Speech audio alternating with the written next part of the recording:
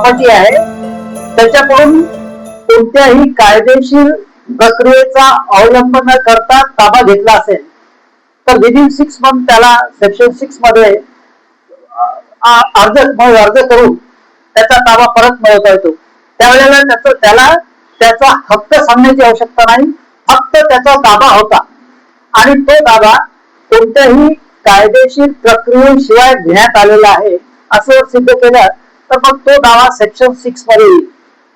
Section 7 मध्ये जर तुम्ही पाहिलं तर स्पेसिफिक मोहेबल प्रॉपर्टी, जर मोहेबल प्रॉपर्टी जर तुम्हाला ताबा घ्यायचा असेल तर मग ते तुम्हाला ते तिथं त्याची तरतूद आहे. तर म्हणून जर स्पेसिफिक रिलीफ ऍक्टचा विचार करताना ह्या सेक्शनची आपल्याला फार मोठी काही गरज पडत नाही. आता आपण अभ्यास करायला बसलो आहोत म्हणून आपण हे सेक्शन रिप्रोड्यूस करत आहोत. त्या आपल्याला कोणत्याही दाव्यात हे देण्याची गरज पडत नाही की suit for recovery of possession under section 5 of the specific relief act असं नाही लिहित आपण सरळ लिहितो suit for recovery of possession. फक्त आपल्याला ते माहीत असायला पाहिजे की हा जो दावा आहे हा याची तरतूद कुठून आली. जर तुम्हाला कोणी विचारलं म्हणजे अभ्यासाचा भाग आहे किंवा परीक्षेचा भाग आहे त्यावेळेला हे तुम्हाला माहित असायला पाहिजे की suit for recovery of possession of involved property अगर तुम्हाला विचारलं तर तो दावा जो आहे तो सेक्शन 5 प्रमाणे आहे. असं 6, 7 वगैरे जे आहेत म्हणजे हा चॅप्टर 1 चा पार्ट झाला. मग चॅप्टर 2 जो आहे तो स्पेसिफिक परफॉर्मन्स ऑफ कॉन्ट्रॅक्ट. हा चॅप्टर 2 जो आहे स्पेसिफिक हा जो चॅप्टर आहे याचा आपण अगोदर चॅप्टर तुम्हाला एका त्याची सेंट्रल आयडिया देतो, नंतर आपण चॅप्टर 2 चा थोडं डिटेल मध्ये त्याचा विचारही करू आपण.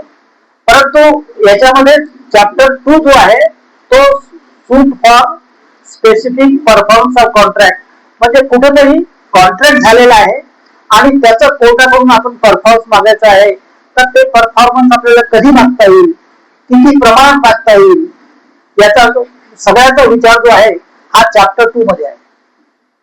तर याचे डिटेल नंतर सांगतो तुम्हाला. त्यानंतर आपण पाहावं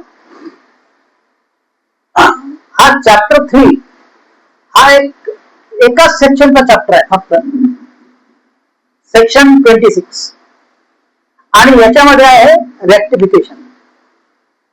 रेक्टिफिकेशन ऑफ द कॉन्ट्रॅक्ट म्हणजे कॉन्ट्रॅक्ट आहे पण त्यात काहीतरी चुकलं आहे म्हणजे कोणाचं नाव चुकलं असेल, रेट लिहिताना चुकलं असेल आणि तुम्ही ते सिद्ध करू शकता की ही चूक झालेली आहे तर त्याचं रेक्टिफिकेशन जर मागायचं असेल तर ती मागण्याची तरतूद फक्त सेक्शन 26 मध्ये आहे. आणि सेक्शन 26 जर नंतर तुम्ही वाचला तर तुमच्या लक्षात येईल की सेक्शन 26 प्रमाणे जिथं रेक्टिफिकेशन मागणं आवश्यक आहे आणि ते रेक्टिफिकेशन तुम्ही मागितलं नाही तर तुम्हाला स्पेसिफिक परफॉर्मन्स मिळणार नाही. म्हणजे रेक्टिफिकेशन म्हणजे तुम्हाला म्हणावं लागेल की आमचा अग्रीमेंट झाला होता त्या अग्रीमेंट मध्ये हा भाव चुकला किंवा ही कम्युनिटीचे डिस्क्रिप्शन आहे ते डिस्क्रिप्शन चुकलेलं आहे पण ऍक्च्युअल डिस्क्रिप्शन हे आहे तेवढं मला रेक्टिफाय करून मिळावं. ही मागणी केल्याशिवाय तुम्हाला suit for specific performance of that contract करता येणार नाही. आणि तीच तरतूद same provision will be applicable to defendant. म्हणजे वादीला जसं मी सांगतोय तुम्हाला तसं प्रतिवादीला त्याच्या रिफॉर्म स्टेटमेंट मध्ये असा डिफाईन घेता येईल की हा जो कॉन्ट्रॅक्ट वादी एन्फोर्स करून मागत आहे त्या एन्फोर्स करून मागत असलेल्या कॉन्ट्रॅक्टचा खरा उद्देश हा आहे किंवा त्यात ही चूक झालेली आहे. जसं एखाद्या वेळेला 5,000च्या जागी 500 लिहिण्यात आलं तर त्याला ते सिद्ध करावं लागेल किंवा म्हणावं लागेल आणि तो क्लेम जर त्याने सिद्ध केला तर तो पेंट असो की मग डिफेन्स असो ही तुम्हाला मागितल्याशिवाय कोर्टाने देऊ नये अशी तरतूद सब सेक्शन्स मध्ये आहे सेक्शन 26 मध्ये. म्हणून रेक्टिफिकेशनचा जो भाग आहे तो बऱ्याच वेळेला फक्त रेक्टिफिकेशन मागण्यात येते किंवा मागण्यात येत नाही तर त्यावेळेला सेक्शन 26 तुमच्या वाचण्यात असलेला पाहिजे. त्यानंतर पहा सेक्शन चॅप्टर 4. चॅप्टर 4 मध्ये आहे recession of contract. Recession of contract म्हणजे मराठीत म्हणायचं होतं कॉन्ट्रॅक्ट रद्द करण्याची डिक्री घेणे. की कॉन्ट्रॅक्ट आहे परंतु हा कॉन्ट्रॅक्ट मला रद्द करून पाहिजे. जसं एखाद्या मनुष्याने असा अग्रीमेंट केला की बाबा या मनुष्य एच्या घरातून ही वस्तू तू चोरून आणली आणि मला दिली, मी तुला 2,000 रुपये देईन, असा करार केला. परंतु कोणाच्या घरातून वस्तू चोरून आणणे हा गुन्हा आहे. मग करार जरी असेल परंतु हा करार झाला असेल आणि त्याला तुम्ही 2,000 रुपये दिले असतील, तर मग तुम्हाला ते 2,000 वसूल जर करायचे असेल तर अगोदर रेसेशन ऑफ कॉन्ट्रॅक्ट मागावं लागेल. काय म्हणावं लागेल किंवा हा कॉन्ट्रॅक्ट असा झाला होता, हा कॉन्ट्रॅक्ट गैरकायदेशीर आहे, त्याचं एन्फोर्समेंट होऊ शकत नाही, पण ह्या कॉन्ट्रॅक्टच्या अंतर्गत या मनुष्यांनी माझ्याकडून 2,000 रुपये घेतलेले आहेत, तर ते 2,000 रुपये परत मिळाले, तर याला म्हणायचं रेसेशन ऑफ कॉन्ट्रॅक्ट. किंवा आता दुसरी परिस्थिती तुम्हाला सांगतो की जसा suit for specific performance of contract मध्ये एक इन्व्हॉल्व प्रॉपर्टी विक्री करण्याचा किंवा सौदा केला आणि त्यात ठरलं किंवा 1,000 रुपये एका महिन्याच्या आत त्यांनी दिले तर तुला मी प्रॉपर्टी खरेदी करून देईल.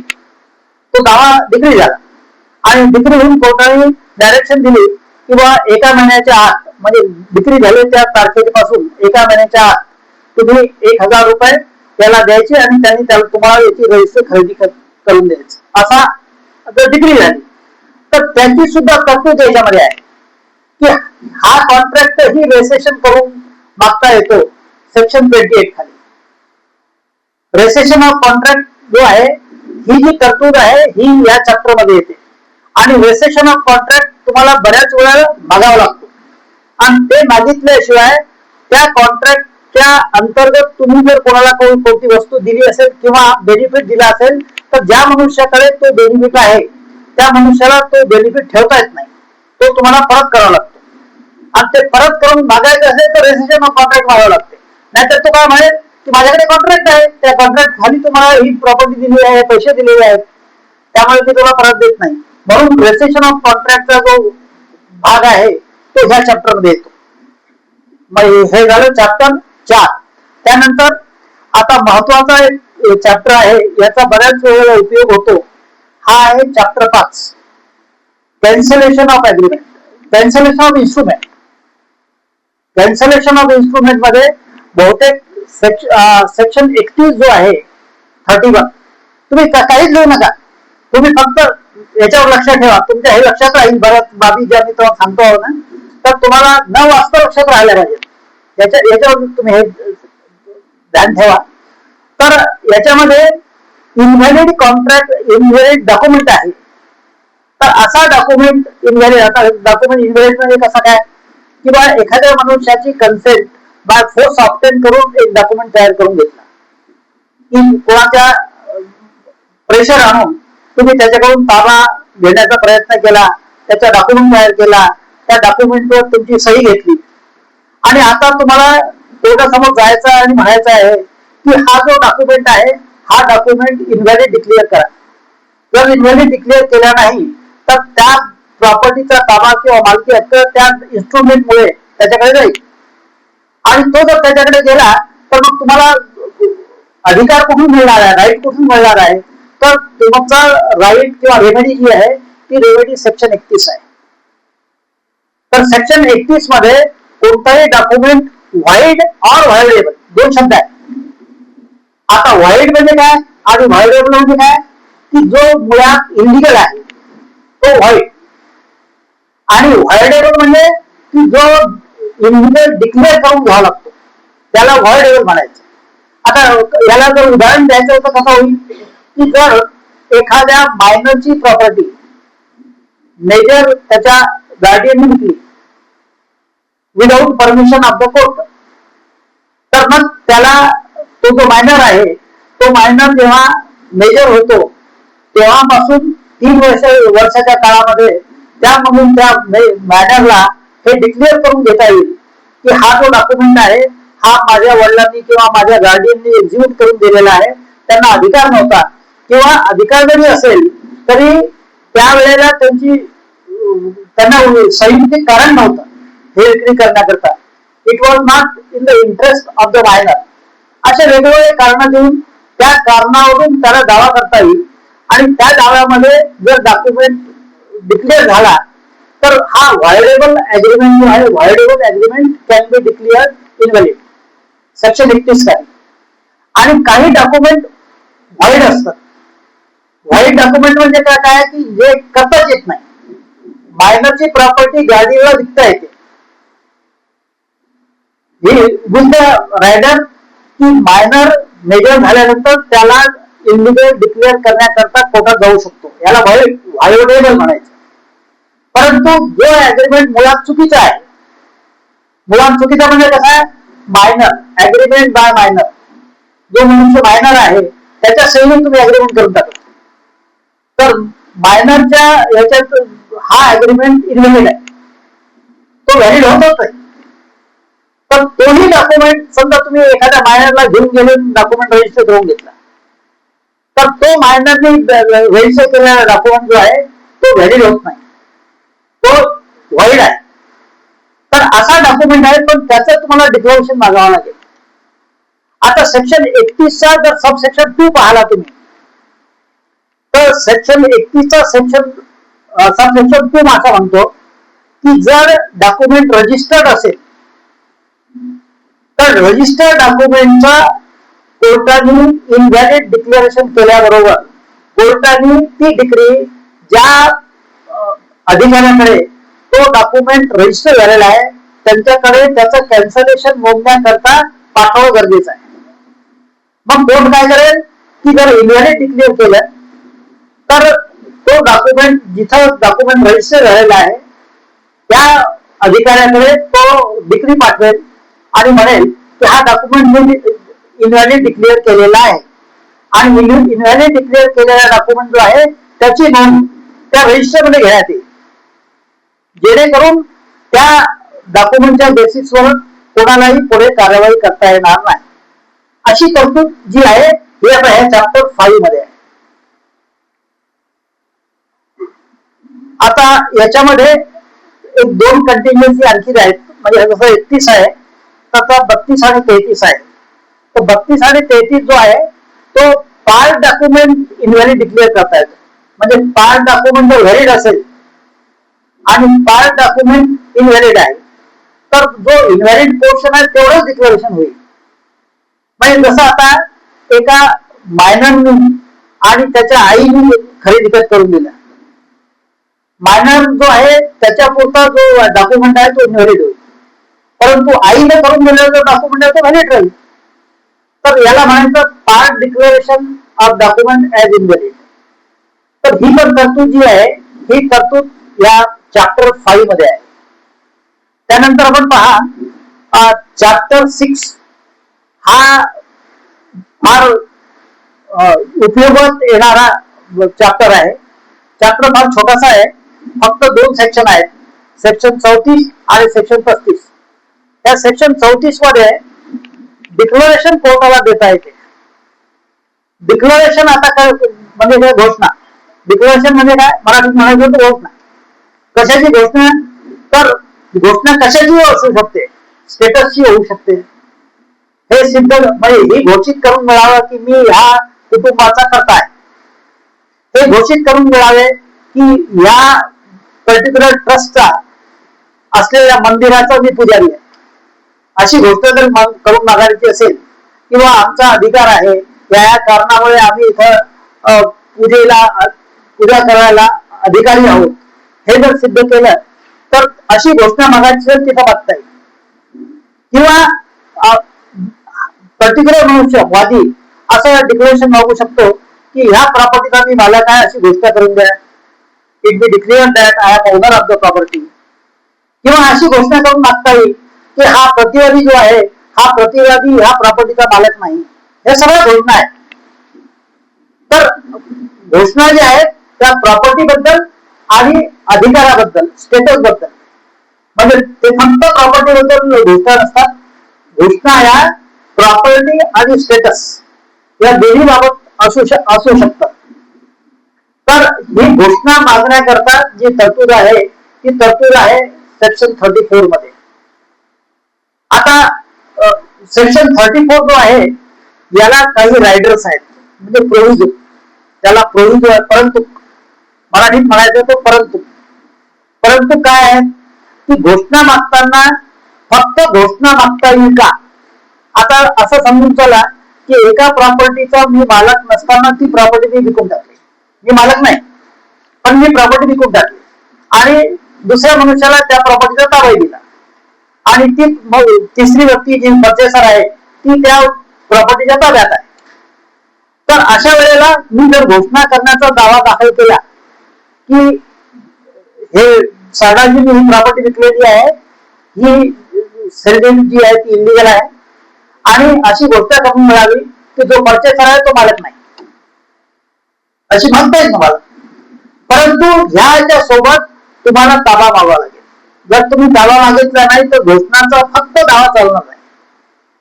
म्हणजे कॉन्सिक्वेन्शियल लीड जो असेल तो लीड जर तुम्ही मागितला नाही, म्हणजे फक्त घोषणा करून मागितली ताबाच मागितला नाही, मग कसं काय करता येईल? तर ताबा जर तिकडे असेल किंवा कोणतीही दुसरी रेमेडी असेल जी त्याच्यासोबत संलग्न आहे, कशासोबत? त्या डिक्लेरेशन सोबत, तर ती प्रेयर सुद्धा तुम्ही मागितली पाहिजे. जर ती मागितली नाही तर घोषणा मिळणार नाही. तर अशी तरतूद जी आहे ती तरतूद आहे चॅप्टर 6 मध्ये.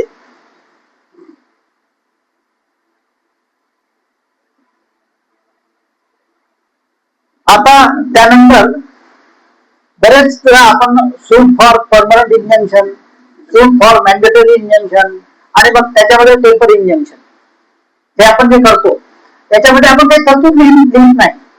परंतु तुम्हाला आता जर कोणी सांगितलं की बाबा तुम्ही याच्यावरचा केस लॉ शोधा बरं की what is by mandatory injunction, what is been by permanent injunction, what is been by temporary injunction, तर मग तुम्हाला हे चॅप्टर पाहायला पाहिजे. त्याच्या पुढचं हे जे चॅप्टर आहे प्रिव्हेंटिव्ह रिलीफ, हे पुढचं चॅप्टर आहे चॅप्टर 7. मग याच्यामध्ये आता बहुतेक हे सगळ्यांना माहित आहे की what is been by permanent injunction, कायम मनाई हुकूम, आणि तुमचं मनाई हुकूम म्हणजे टेम्पर इंजंक्शन लागतो आपण की सूट पेंडिंग आहे तोपर्यंत, जोपर्यंत जाळ्याचा निकाल होत नाही तोपर्यंत टेम्पर इंजंक्शन देण्यात यावं. त्याचाही एक सेक्शन याच्यामध्ये आहे. पण त्या दोन्ही ह्याच्यात त्यांनी उल्लेख केलेला आहे की as per the principles and guidelines provided in CPC तुम्ही suit for specific suit for permanent injunction किंवा suit for temporary application for temporary injunction file करावं. याच याच्यामध्ये मग मॅन्डेटरी इंजंक्शनची एक तरतूद आहे. आता हे मॅन्डेटरी इंजंक्शन बद्दल थोडीशी तुम्हाला कल्पना असायला पाहिजे. What is mean by mandatory injunction? तर आता त्याला एक एक्झाम्पल जर द्यायचं असेल तर असं होईल की एका एचयूएफ प्रॉपर्टीमध्ये, जॉईंट फॅमिली प्रॉपर्टीमध्ये बरेच लोक भागीदार असतात. 4 भाऊ आहेत, 2 भाऊ आहेत आणि त्यापैकी एका भावाने काय केलं की त्या प्रॉपर्टीचा त्यातला जो जॉईंट हिस्सा होता तो खरेदी खत करून दिला तिसऱ्या मनुष्याला, आणि त्या तिसऱ्या मनुष्याला स्वतःच्या ताब्यात असलेला जॉईंट फॅमिलीचा पोर्शन ताब्यात देऊन टाकला. आणि आता जॉईंट फॅमिलीमध्ये तिसरा मनुष्य जर राहायला आला समजा, आता असं समजा की 2 हिंदू आहेत आणि एक सिख आहे आणि त्या घरामध्ये ते हिंदू जॉईंट कुटुंब राहते आणि तिथं त्या सिख मनुष्याला येऊन राहायचं आहे. ते दोघांनाही अडचणीचे होणार आहे. तर त्याच्यामुळे तरतूद अशी केलेली आहे की अशा वेळेला त्याला ताबा जरी दिला असेल तरी by issuing mandatory injunction the court can say की बाबा जोपर्यंत पार्टिशन होत तुझा पोर्शन वेगळा होत नाही तोपर्यंत या घरात तू राहायचं नाही. याला म्हणायचं मॅन्डेटरी इंजंक्शन. म्हणजे तिथून आता जी घटना झालेली आहे ती अंडू करायची आहे. ती अंडू करण्याची जी कार्यवाही आहे त्याला मॅन्डेटरी इंजंक्शन म्हणायचं. तर मॅन्डेटरी इंजंक्शन ची तरतूद सुद्धा इथेच आहे, म्हणजे प्रिव्हेंटिव्ह. म्हणून आता इंजंक्शनचा हा पोर्शन झाल्यानंतर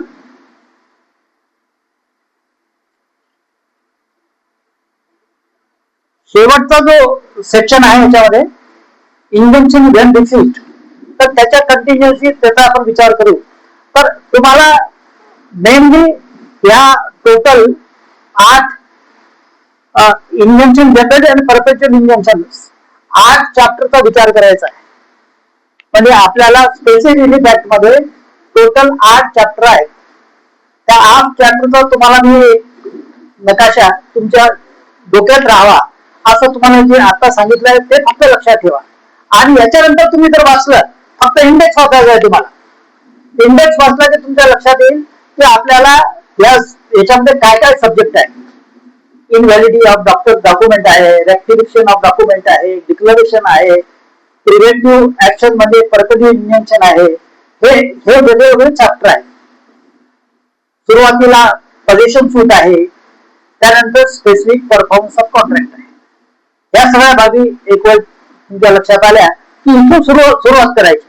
आणि मग त्याच्या पुढे सुरुवात करायची आहे की हा जो ऍक्ट आहे, हा ऍक्ट 2018 मध्ये अमेंड झाला. 2018 मध्ये जेव्हा अमेंड झाला तर कोणाला सांगता येईल का की what is the major change? कोणाला लक्षात आहे का की 18 मधला जर मेजर चेंज तुम्ही म्हटला तर तो काय आहे? कारण की हे अभ्यासाच्या दृष्टीने आवश्यक आहे आणि प्रॅक्टिसच्या दृष्टीनेही आवश्यक आहे. दोन्ही बाबी की आपण 18 मध्ये आता काय झालं. आता जर तुम्ही पाहिलं तर 2018 पूर्वीचा जो स्पेसिफिक रिलीफ ऍक्ट आहे त्याचा सेक्शन 20 पाहतो. तर सेक्शन 20 जो आहे कोणी काही लिहायचं कोणालाच नाही. ते कारण की लिहायला गेलं की इकडं तुमचं कॉन्सन्ट्रेशन कमी होते. तुम्ही फक्त लिसन करा. तर त्याच्यामध्ये कोर्टाचं डिस्क्रिप्शन जे होतं स्पेसिफिक परफॉर्मन्स ग्रँट करायचं की नाही हे सेक्शन 20 अगोदर जो होता म्हणजे 2018च्या पूर्वी तो त्याचं टायटलच असं होतं त्या सेक्शनचं. 2017 पूर्वीचं तो फक्त टायटल तुम्हाला वाचून दाखवतो.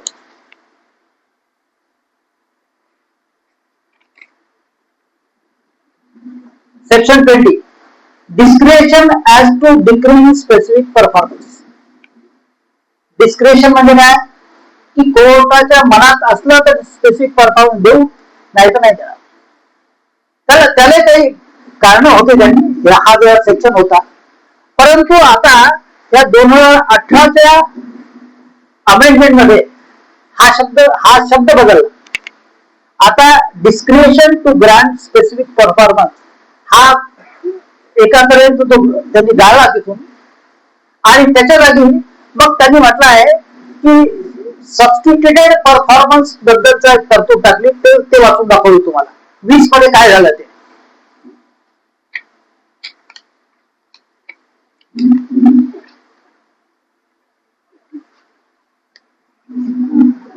एकदा परत पूर्वीचा वाचतो आणि नवीन वाचतो, एकच सेंटेन्स आहे. Discretion as to decrees specific performance हा जुना. आता नवीन वाचतो.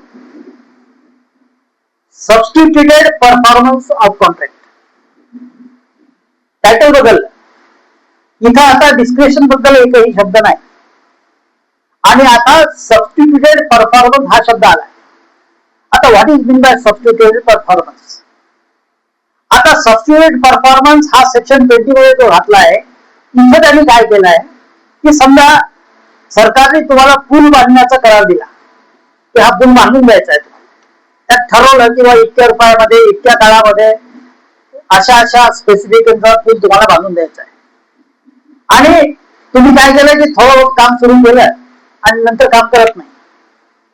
मग जर काम करत नाही तर मग काय दावा करायचा तुमच्यावर. म्हणजे आता स्पेसिफिक परफॉर्मन्स करा, तर पूल याच्याकडून बांधून घ्या, अशी डिग्री घ्या, असं जर करायला गेलं तर तो पूल बांधण्याच होणार नाही. म्हणून सबस्टिट्युटेड परफॉर्मन्स मध्ये तरतूद घातली त्यांनी की एक तर ज्या मनुष्याकरता तुम्हाला काम करायचं आहे ते काम ते स्वतः करून घेऊ शकतो किंवा दुसऱ्या कोणत्या तरी एजन्सी मार्फत ते काम पूर्ण करून घेऊ शकतो. याला काय म्हणायचं सबस्टिट्यूशन. म्हणजे ओरिजिनल ज्याला काम करायचं होतं त्याच्या जागी एक तर तो मनुष्य स्वतः करून काम करून घेईल किंवा दुसऱ्या कोणत्या एजन्सी मार्फत ते काम पूर्ण करून घेईल. याला म्हणायचं सबस्टिट्युटेड परफॉर्मन्स. आणि हे जे सबस्टिट्युटेड परफॉर्मन्स आहे याचा खर्च जो आहे मग त्याच्या नावावर टाकण्यात येईल. म्हणजे ज्या मनुष्यावरती लायबिलिटी होती ते पूर्ण करायचं. तसंच त्याच सेक्शन मध्ये तरतूद पुढे अशी आहे की याच्यामध्ये होणारा जो नुकसान आहे त्या नुकसानाची पण त्याला जो प्रिन्सिपल आहे किंवा ज्यांनी कॉन्ट्रॅक्ट दिला होता त्याला ती मागणी करता येईल.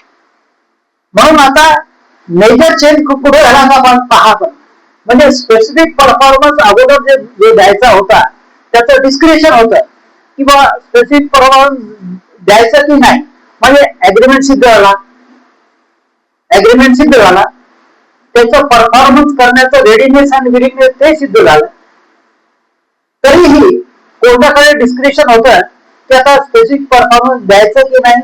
कोर्टाला जर सतत विवेक बुद्धीला वाटलं की नाही याच्यामध्ये फार हार्डशिप होईल याच्यावर तर मी नाही, परंतु आता ते डिस्क्रिप्शन काढून टाकलं. आता ह्या नवीन ऍक्ट प्रमाणे एक वेळ ऍग्रीमेंट सिद्ध झाला आणि readiness and willingness of the person is proved, court has no description to refuse it. म्हणून आता स्पेसिफिक रिलीफ ऍक्ट मध्ये हा मेजर चेंज आहे की नाही. म्हणजे कोर्टाचं डिस्क्रिप्शन कमी करण्याचा जो हे आहे. अगोदर काय व्हायचं की सगळं सिद्ध झालं आणि खालच्या कोर्टात डिग्री झाली, मग वरच्या कोर्टात डिग्री झाली, मग हायकोर्ट म्हणायचं नाही मला असं वाटतं की फार हार्डशिप होईल याच्यावर, मी आता नाही देत यांना स्पेसिफिक परफॉर्मन्स. ते आता सगळं काय म्हणतात स्पेसिफिक अग्रीमेंट झाला ना बाबा आणि ही वॉज रेडी जो मनुष्य होता, तर आता स्पेसिफिक परफॉर्मन्स कोर्टाला द्यायचा आहे अशी तरतूद सेक्शन 20 रिप्लेस केल्यामुळे आलेली आहे. आता स्पेसिफिक रिलीफ ऍक्ट मध्ये जसा सेक्शन 20 मध्ये चेंज आहे तसा सेक्शन 10 मध्ये सुद्धा चेंज आहे. आता सेक्शन 10 जो आहे त्याला मी जुना सेक्शन 10 वाचतो आणि नवीन सेक्शन 10 वाचतो, तर त्याच्याकडून तुम्हाला लक्षात येईल की हा कसा परत मेजर चेंज आहे. म्हणून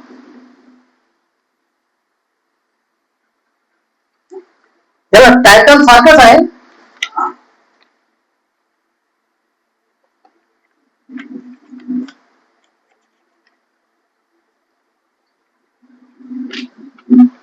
cases in which specific performance of contract enforceable हे टायटल आहे. काही लिहू नका तुम्ही, तुमच्या लक्षात राहील. मी ज्या हिशोबाने तुम्हाला एक्सप्लेन करतो आहे तुमच्या लक्षात राहील ते. नंतर घरी गेल्यानंतर वाचा तर त्याचा फायदा होईल. तर याच्यामध्ये जुन्या सेक्शन मध्ये त्यांनी काय केलं आहे, cases in which specific performance of contract enforceable. आता decree is different thing, enforce is different thing. म्हणजे दावा दाखल करण्याची प्रक्रिया जी आहे ते एन्फोर्समेंट तिथून सुरू होते ना, की आपण आपला अग्रीमेंट एन्फोर्स करण्याकरता कोर्टात जातो, त्याला एन्फोर्समेंट म्हणायचं. मग कोर्ट त्याला डिग्री देईल किंवा नाही देईल तो पुढची पोर्शन आहे. तर याच्यामध्ये except as otherwise provided in the chapter, the specific purpose of any contract may, in the discretion of the court, be enforced. त्याला A म्हणजे एन्फोर्स करावा. A काय म्हणतात त्यांनी, when there exists no standard for ascertaining actual damages cost. म्हणजे कधी द्यायचं आहे की ऍक्च्युअल डॅमेज कॉस्ट काय झालेला आहे याचं स्टँडर्ड नाही. असं जर असेल तर स्पेसिफिक परफॉर्मन्स जो आहे तो द्या असं म्हटलं त्याच्यामध्ये.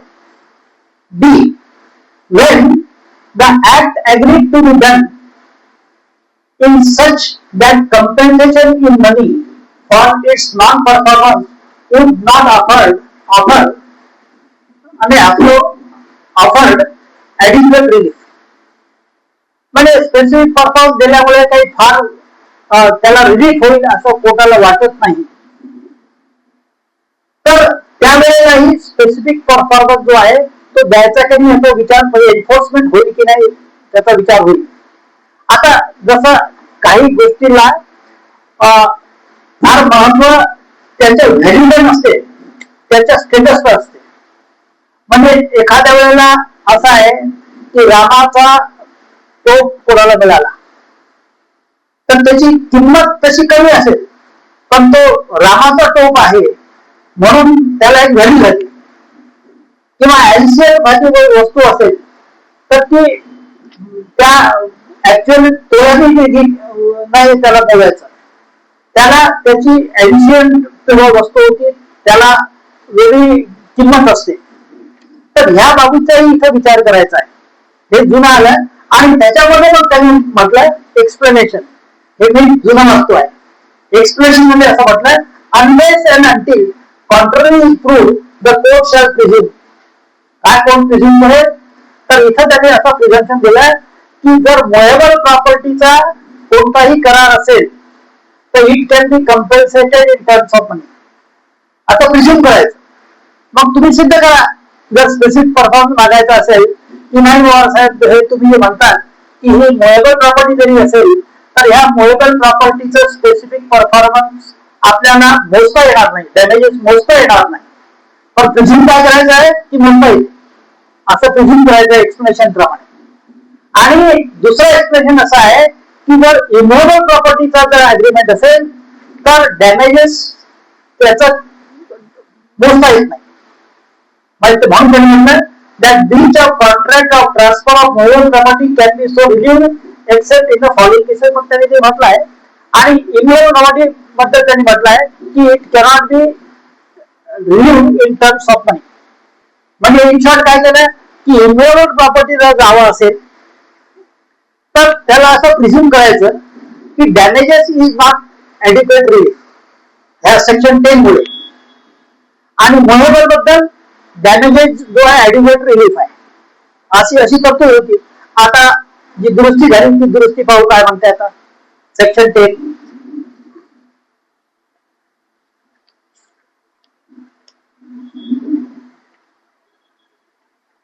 हे सगळं जे आहे आता हे सगळं निघून गेलं आणि त्यांनी म्हटलंय specific performance respect of contract.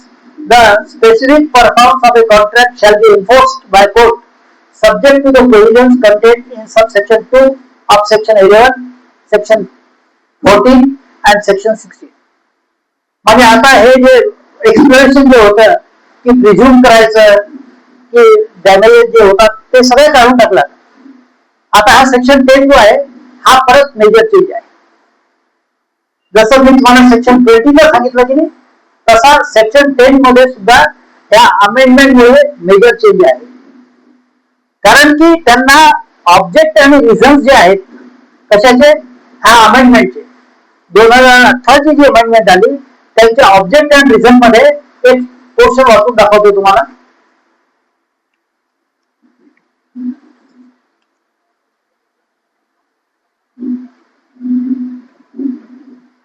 It is proposed to do away with the wider discretion of the court.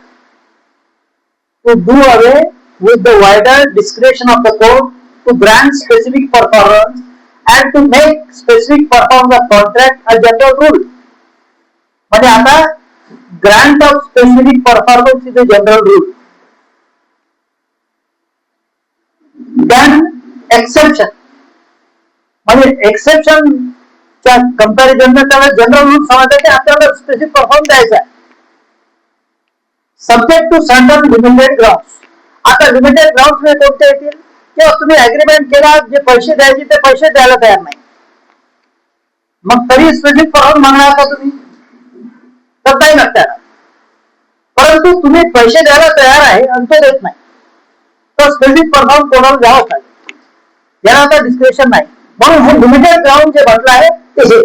आणि सेक्शन कोणता म्हटलाय त्यांनी सेक्शन 10 मध्ये सेक्शन 16.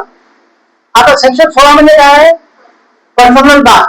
पर्सनल बार म्हणजे काय की you have to plead as a proof. हे जुने ह्याच्यात आता प्लीड शब्द काढून टाकला आहे सेक्शन 16 मध्ये. आता प्लीड शब्द नाही, आता सरळ सरळ काय आहे की you have to prove that you are always ready and willing to perform your part of contract. म्हणून सेक्शन 10 मध्ये आता त्यांनी subject to provision of section 16 टाकला. म्हणून आता तुम्ही जर याला पाहिलं तर मेजर चेंज कुठे आहे, सेक्शन 20, सेक्शन 10 आणि सेक्शन 16 मध्ये प्लीडिंगची आवश्यकता नाही. आता अगोदर तुम्हाला प्लीडिंग नाही लागत होतं, आता प्लीडिंग नको. आता सिद्ध करायचं आहे की from the date of agreement till actual decree thus you was always ready and willing to perform your part of contract. हा जो आस्पेक्ट आहे हा आस्पेक्ट मेजर चेंज मध्ये आलेला आहे. आता याच्याशिवाय suit for specific performance of contract मध्ये काही मिसयूजही होत होते आणि पर्टिक्युलरली इन्फ्रास्ट्रक्चर प्रोजेक्ट्स, म्हणजे जसं आता रोड बांधायचा आहे, हा इन्फ्रास्ट्रक्चर प्रोजेक्ट आहे, पूल बांधायचा आहे, डॅम बांधायचा आहे, तर हे इन्फ्रास्ट्रक्चर प्रोजेक्ट आहेत, याच्याबद्दल एक स्पेसिफिक सेक्शन टाकला. नवीन अमेंडमेंट प्रमाणे नवीन सेक्शन टाकला आणि कोर्टाला प्रोहिबिट केलं that not to grant injunction in respect of infrastructural projects. म्हणजे तुम्हाला मग दुसरी अस्तित्वात असलेली किंवा आवश्यक असलेली रेमेडी मागा, परंतु तुम्हाला असं इंजेक्शन मागता येणार नाही किंवा हा जो रस्ता आहे, रस्ता बांधण्याचं काम बंद कर, मला इंजेक्शन द्या. तर ते इंजेक्शन देऊ नये म्हणून त्यांनी आता ते सेक्शन घातलं आहे, सेक्शन 20A. सेक्शन 20A काय म्हणतो? Special provision for contract relating to infrastructure project. ही तरतूद नवीन आहे, ही अगोदर तरतूद नव्हती.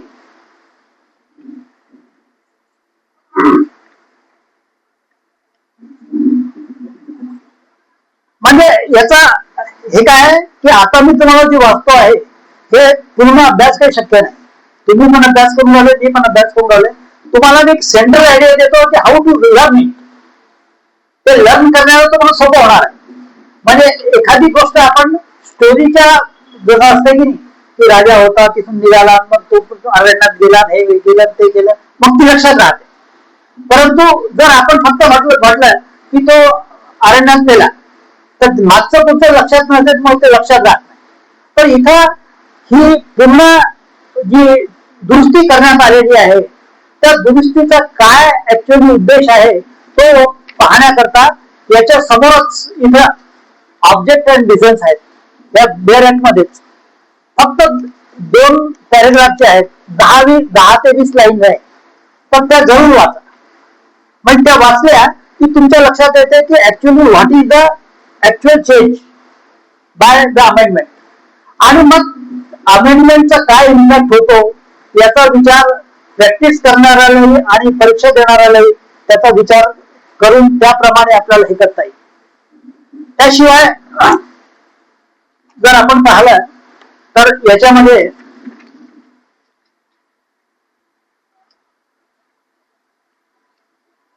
सेक्शन 41 मध्ये, जसं आता मी तुम्हाला सेक्शन 20A सांगितलं की तसा 41 मध्ये एक क्लॉज टाकलाय.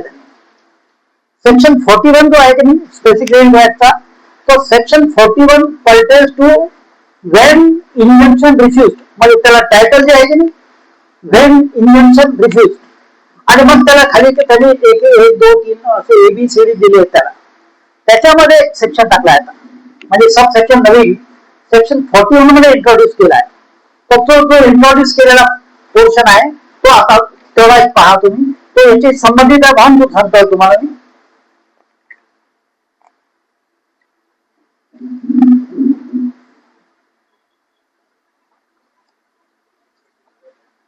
HA असा सब सेक्शन टाकलाय 41 मध्ये.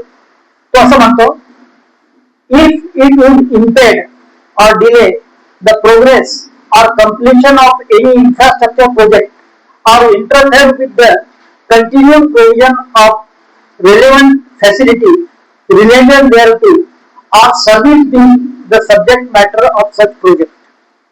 म्हणजे हे मी तुम्हाला सांगितलं नाही की इन्फ्रास्ट्रक्चर प्रोजेक्ट बद्दल इंजंक्शन द्यायचं नाही, सेक्शन 20A आहेच.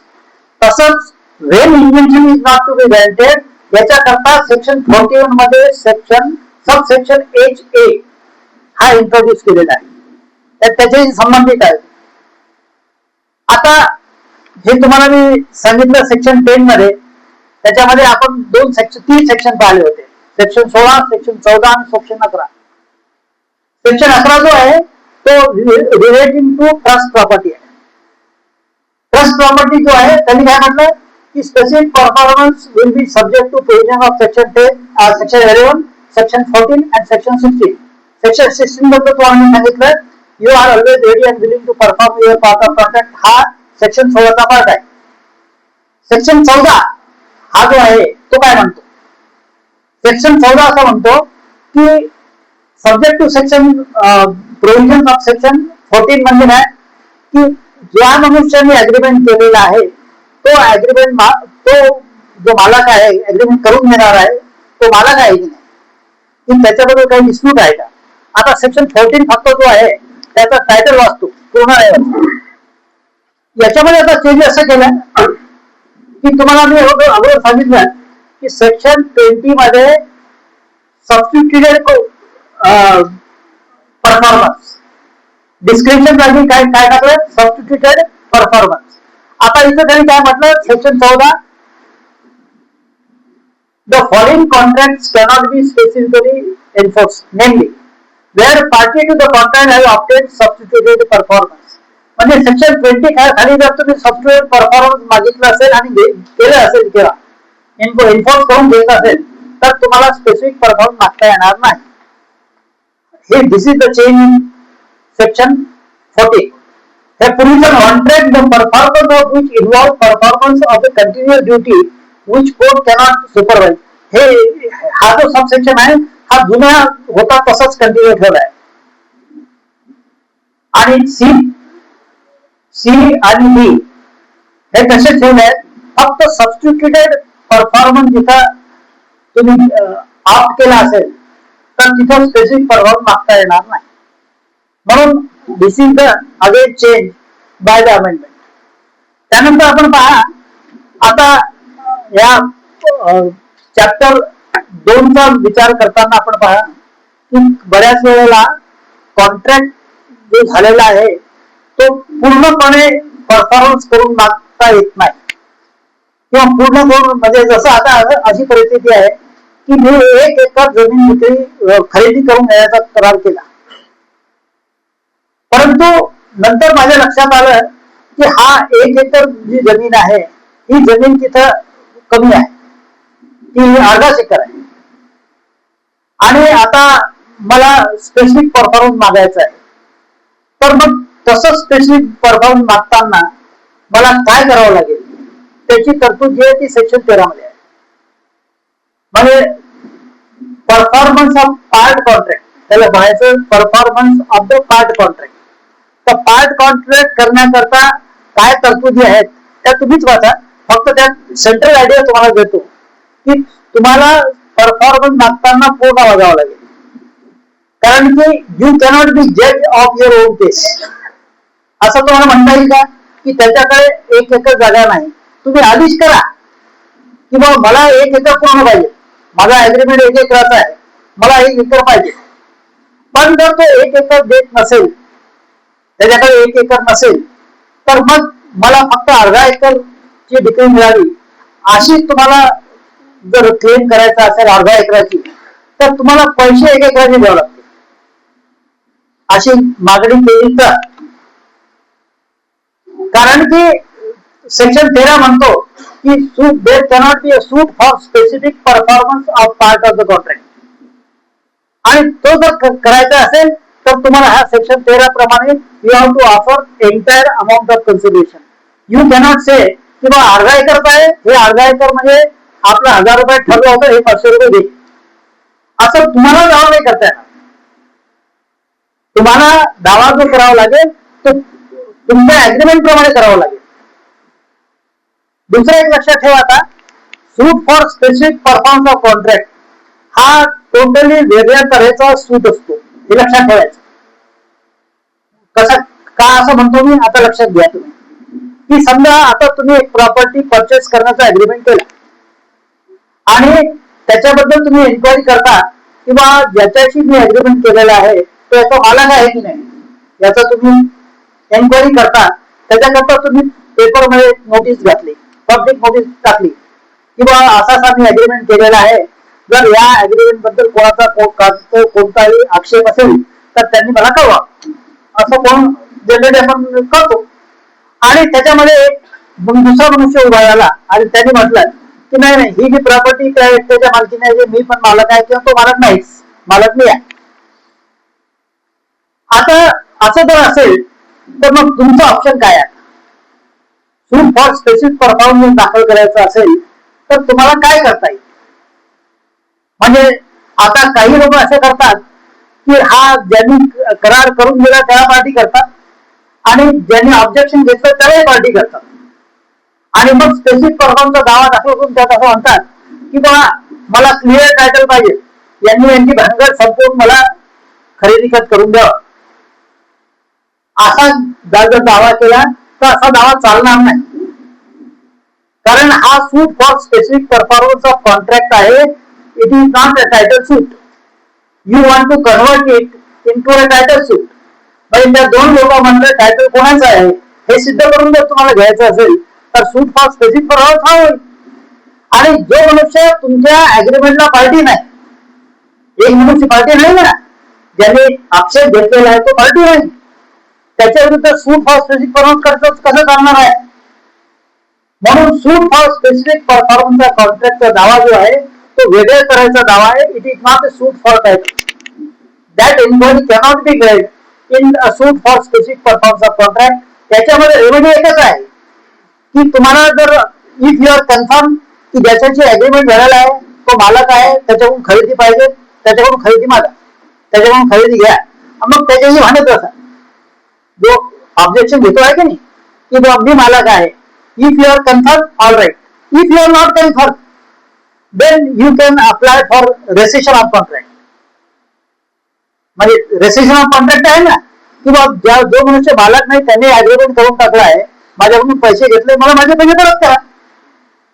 म्हणून suit for specific performance of contract जो आहे तो सगळ्या ह्या तरतुदी पाहूनच दाखल होतो आणि डिसाईड होतो. तर अशा प्रकारे ह्या सूट फॉर स्पेसिफिक परफॉर्मन्स चे हे आहेत. त्याच्याबद्दल आपण एक 5 मिनिटं फक्त कोणाला काही विचारायचं तर आपण घेऊ आणि आज कन्क्लूड करू आपण. लक्षात आलं तुमच्या काही? म्हणजे if I can convey something in your mind. कोणाला काही विचारायचं असेल तर एक आपण त्याचं हे करू शकतो.